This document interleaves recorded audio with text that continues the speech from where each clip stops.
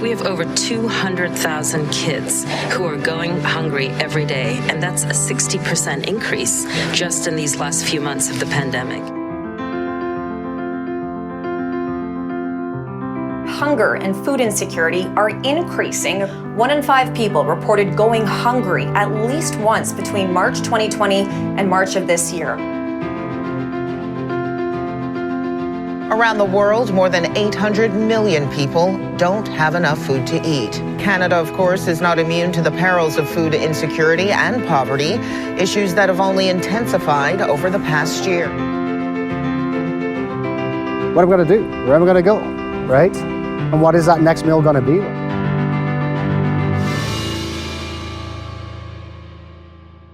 Here is a stat none of us should be proud of.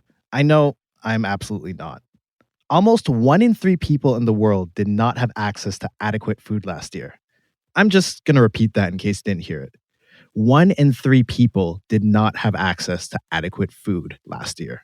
I know, Ryan. It's been a real challenge for so many people around the world with the pandemic, broken supply chains, conflict, climate change. All of that has worsened what was already a very severe food shortage. And honestly, it's children who suffer the most. Hello, I'm Ryan Clark in Montreal. And I'm Zara Batiste in Toronto, and this is First Comes Food, a podcast by Canadian Feed the Children. And this is a podcast that looks at the surprising ways that people around the world are feeding their families and communities in this time of a global food crisis. Zara, I know you've worked at Canadian Feed the Children for a long time. Tell us a bit about what you do. Oh my gosh, I'm so happy to. So Canadian Feed the Children, or CFTC for short, we're a charity and we partner with communities to help children thrive. And that sounds very big. But what that means for us is we're supporting community efforts towards achieving food security and food sovereignty. And we're actually partnered with about 180, I believe, communities around the world. And that's in Bolivia, Ethiopia, Ghana, Uganda, as well as 31 Indigenous communities in Canada, which is where our podcast begins today. I want to go back to the food security and food sovereignty part. Could you explain what those terms mean? Absolutely. So I kind of want to dial it back to hunger, which, we say hunger, food security, food sovereignty. These are actually really specific concepts. So for hunger, that's that physical feeling of being hungry from a lack of food. And the definition of hunger is less than 1,800 calories of food a day. And now, according to the UN Food and Agriculture Organization, this global crisis has actually pushed 828 million people into hunger. Wow. But then what's food security? Food security is actually different. It means, and this is coming from Stats Canada, it means the condition where all people at all times have physical, economic access to safe and nutritious food for an active and healthy life. So when we're talking about food security, we're looking at all of the factors that lead to people being able to afford or access enough healthy food to meet their needs. And then what about food sovereignty?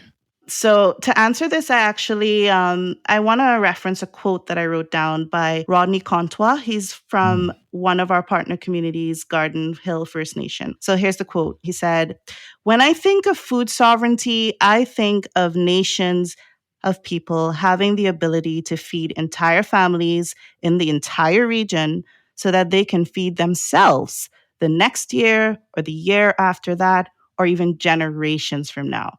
And I just think it's such a perfect quote, especially for what we're going to talk about today. So I love that you mentioned that because it ties in a lot with what this episode is going to be about. We'll be going to one of those communities and learning the incredible work that people are doing there.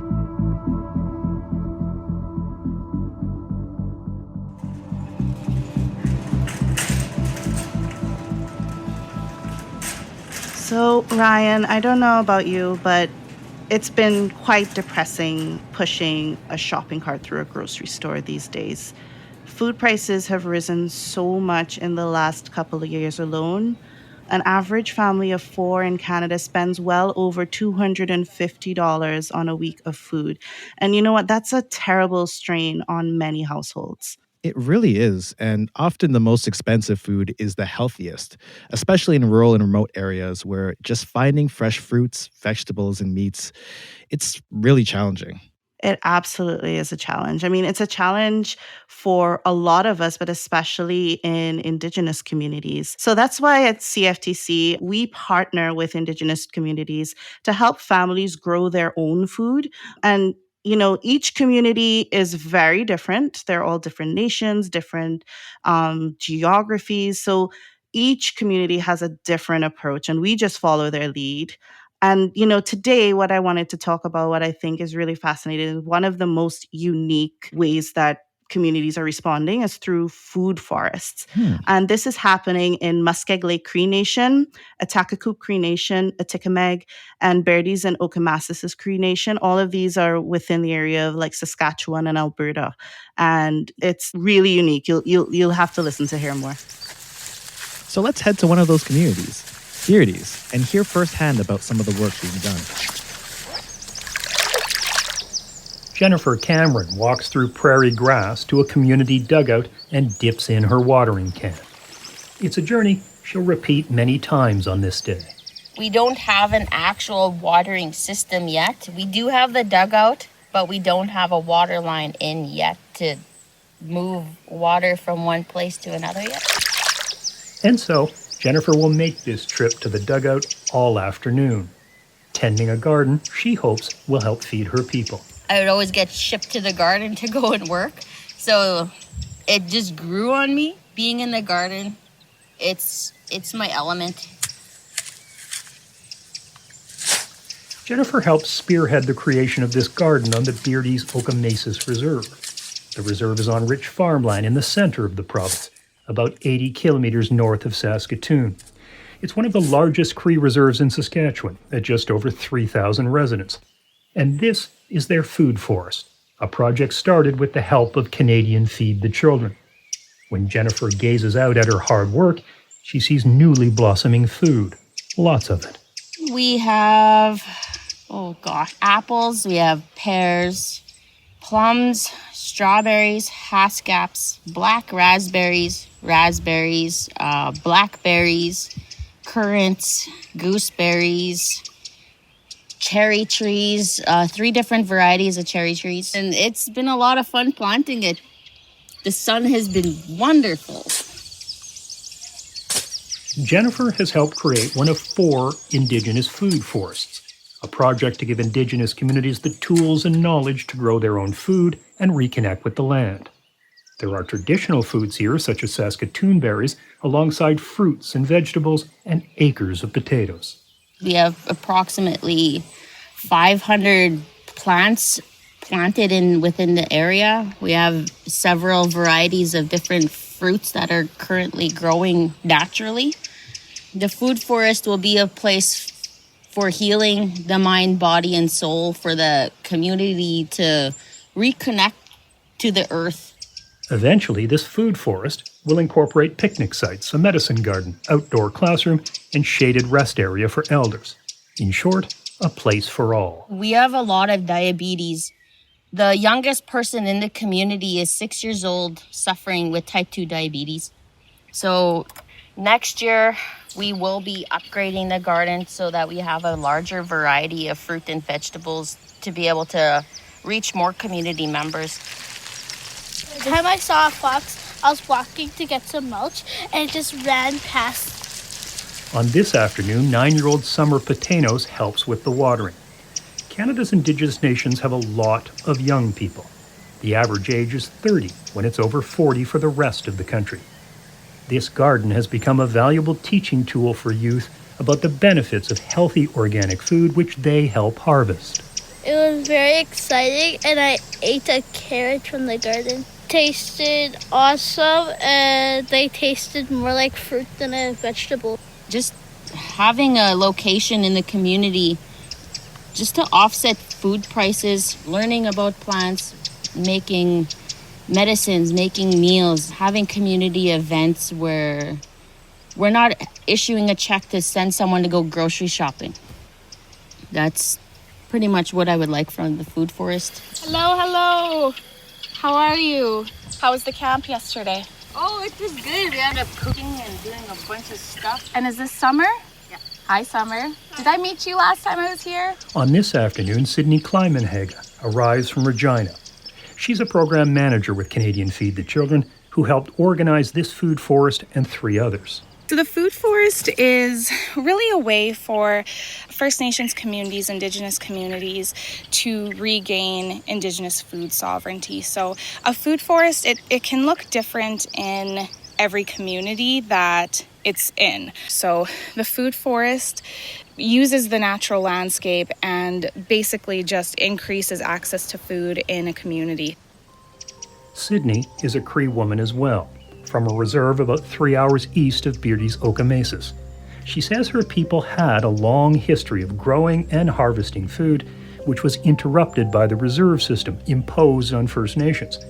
Many Indigenous people were moved a long way from traditional territory, breaking a connection with the land. Having entire generations forced into residential schools just made the situation worse. My grandma was ashamed to be First Nations when she came out of residential school. And so that's why we never grew up with this. When I got the opportunity to work on reserve and work with a First Nations community, I began to learn all of these cultures and traditions that I had lost out on. It brings such a nice feeling to your heart, to your soul, seeing these kids that grandparents maybe didn't get to do this, their parents maybe didn't get to do this, and there's this big push to reconnect and get our youth back involved. And so Sydney is not shy about getting her hands dirty, digging in the dirt, creating something she takes pride in. It's not going to feed every household on community without supplementation from elsewhere. People are still going to be driving into the cities or going to the grocery store. But the real important piece, I believe, is the fact that people can get out and reconnect and experience what was taken from them. Sydney says in the near future, the 4 participating food forests could trade their harvests with one another. If they have a surplus of potatoes or berries at Beardy's Oka Mesas, they would trade with Muskeg Lake a few hours away, sharing the harvest and reestablishing old community connections. I expect, as far as distribution, everyone in the community at some point will get food every summer from the food forest, whether that's them coming out and taking the time to walk through the food forest and harvest for themselves, or it being distributed to their homes. Pre-contact, Cree, and many other First Nations groups across Saskatchewan and Canada were farming, they were harvesting, they were gathering. So coming back to this traditional way, just reconnecting, right? Reconnecting with culture, with tradition. That means more trips to the dugout for Sydney and Jennifer, but they don't mind. For them, the food forest is a labor of love. We have the potential. We have a lot of people that love to garden, and just being able to create a food supply, we never knew that was a part of us before.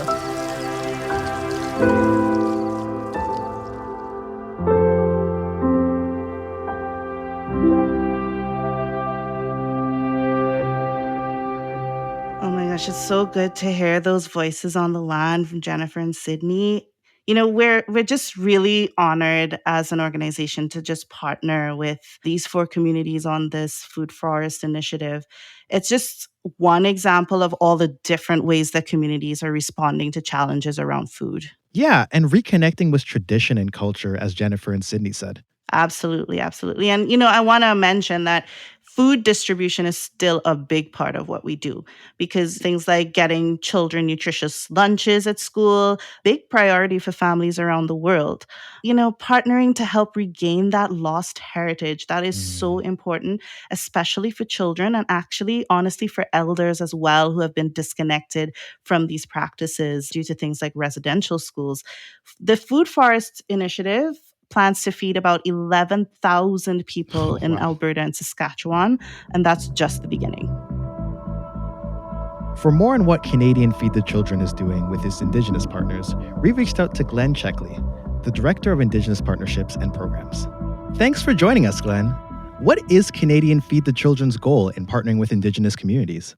Within the Canada side of things, Canadian Feed the Children works with Indigenous communities, nations, and partners to help address needs of immediate food insecurity, but also build programs and practices towards the larger goal of Indigenous food sovereignty. So the organization really takes a holistic approach, looks 7 generations ahead, and really supports that self-determination aspect that's so important across Turtle Island. What is the greatest need among these 31 communities? It's tough to say. Community to community, there's going to be some differences. So highlighting again that food sovereignty, Indigenous food sovereignty really looks different community to community, right? There's no one size fits all approach to this, no singular goal. And if we talk about food forests later, it's actually a great example of how diverse a singular approach can be when it's implemented across multiple communities. The organization takes a very personalized, community-led approach to the development work that we do. Working in some cases with the schools, there's the immediate food insecurity need, making sure that children are fed, that they're focusing in the classroom, and that they're supported so that families have time to not have to worry and stress about that. Mm-hmm. But also create education so that kids make healthier choices as they kind of grow up and what have you. We support the families, foster efforts to build community resilience, and really, again, reclaim that self-determined food system that the community has identified. So again, like where this differs is really Indigenous food sovereignty relies on interconnections of culture, heritage, spirituality, and just general politics. Mm-hmm. So a community in New Brunswick is going to be vastly different from a community in the Northwest Territories, even though some of the challenges they might be undergoing at this time are somewhat the same. Why these communities in particular? So what's interesting is CFTC doesn't use a granting-based system. And this is huge, right? You're not forcing communities to compete against each other for small pockets of funding. This long-term partnership approach that we apply through that general expression for need at the beginning ensures that we can support these communities to help them achieve their, again, just general food security goals, but also towards Indigenous food sovereignty, because that takes a while. It's not something that can happen in a year or two, and it's not something that should be bogged down administratively by having to reapply year after year just to get a little bit more funding or fight the community next door. So the CFTC approach, again, has been this long-term partnership model, express need, and sort of a geographical pocket sort of mentality, that when communities are geographically located close together or have like cultural interconnections, the idea being that when they're sort of in the same area, same cultures, and the shared history, that they can support each other locally when need be, right? So if there's a community like 90 kilometers down the road that's also receiving funding, they can share resources, both, again, like if they're community garden programmings, you can look at one community will grow XYZ, the other will grow ABC. And during harvesting season, they can swap and switch depending on the community need and really get the most out of those community gardens. But also, again, that technical support. If you have somebody with knowledge of permaculture or somebody who just has a tractor that's able to help you till the land a little bit better, to have them drive over, help you out for the day is huge, right? That extra volunteer, that extra set of hands goes a long way. What are some of the successes you've had? So one success that I can talk about largely just because I was recently there. So I was visiting the Red Rock Indian Band roughly a month and a half ago now. It's an Ojibwe First Nation in northwestern Ontario, roughly maybe 1,800 members, both living on and off reserve. And really, Red Rock First Nation wanted to become this autonomous, independent First Nation community. And at the Gathering Place project, Ma'amawatiwinin project represented the first step in that goal. So it's a sustainable infrastructure project connecting social well-being to culture and the rediscovery of traditional food systems. So CFTC has really supported that goal, listening to Red Rock and the community members that they had lacked the space and tools to practice their harvesting rights. So we really wanted to support them to achieve access to cultural teaching space for harvesting of wild foods and animals, while providing a facility for community programs and members to process and store said wild foods and animals that have been harvested. The space, if you've watched it grow over the years, began as this concrete slab and moose hang and has now grown into a fully functional butcher shop with large deep freezes, running water, sinks, and will eventually, hopefully, grow into a tannery space as well to be able to provide some economic development opportunity and really allow for the intergenerational knowledge sharing around cultural and historical practices surrounding the harvesting of wild foods. The space itself, the gathering place, opened up last fall after a little bit of delays due to COVID and whatnot. But this summer, they had another event which promoted the sharing of just land-based practices, teachings, and that intergenerational knowledge sharing that I talked about in the same space. So there was wild rice processing and harvesting. There was a tannery demonstration, moose meat smoking. We fried a lot of fish and lots of discussions around, again, because other communities came into Red Rock as well. So it wasn't just the Red Rock Indian Band, but the surrounding nations that came in as well. And there was really a good facilitation of discussion around Indigenous food security needs, but how other nations in the area could actualize and sort of follow a similar path to the Red Rock Indian Band. Again, just kind of taking that expertise that had come around. The community connection and the youth to elder sort of knowledge sharing and this sense of community that's being built around these programs has been huge. And I say that's one of the biggest successes that we see within our programming. What is the Food Forest program's ultimate goal? Our food forest is a sort of like multifunctional agricultural system that's meant to provide a nutrient-dense edible, as well as medicines and other cultural resources provided by nature. So the idea being that they're sustainable and regenerative once they're established versus something that needs to be constantly replaced and is very labor intensive. The first few years, obviously, because of that, require some significant input and time, but the design and the approach of food forests and the idea of permaculture that lies kind of behind that is that they sustain themselves indefinitely. So on a conceptual level, as we try to build like that educational experience for Indigenous youth and kind of shaping young minds, giving them the tools they need to succeed later in life, it's just about having people think carefully about our environment and use of resources and how we supply our needs by creating this system that sustains for the present, but also for future generations. So, like I said, permaculture, by no means a new concept. It's knowledge learned from Indigenous societies around the world and kind of now reapplied to current times. So CFTC and for our partner communities, food forests kind of represent the revitalization of the Cree connection to the land. And how can individual Canadians help? On an individual level, like it's always great to learn about what's going on in your area. You can support financially. I mean, I can plug the communications channels that we use at CFTC. So like and subscribe if you see our icons anywhere. But generally, like it's just good to know that like communities are ready, support Indigenous food self-determination and the ability of Indigenous peoples to define their own food systems. Understand that this isn't a singular issue and that it takes a holistic approach that acknowledges that food is really more than a project for Indigenous peoples. It's really a medicine that ensures well-being, a way of sustaining culture and community, and is a way of reconnecting to the land. And then as individuals, we can help to really decolonize systems, promote a traditional two-eyed seeing, to ensure that Indigenous knowledges and practices can be considered alongside other forms of knowledge and evidence. So, yeah, as an individual, just be an advocate, be an ally, and assist where you can, and just be open to listening and learning. Thank you so much, Glenn. That was really insightful. No problem. Thanks, Ryan. It was good talking to you.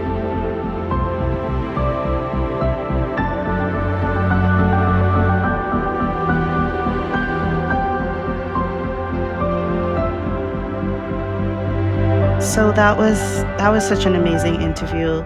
Glenn is always a fascinating person to talk to, even just, as a colleague. He always has such a deep understanding of all of the issues that are going into not just Indigenous partnership, but the ecosystem around the barriers that communities are facing, but also all the ways that they are taking charge for themselves. Like with the intergenerational learning piece with the Red Rock Indian Band, I really appreciated hearing about that. For me, I loved when he talked about specific instances of success, and he brought up the gathering place, which I actually have experience in.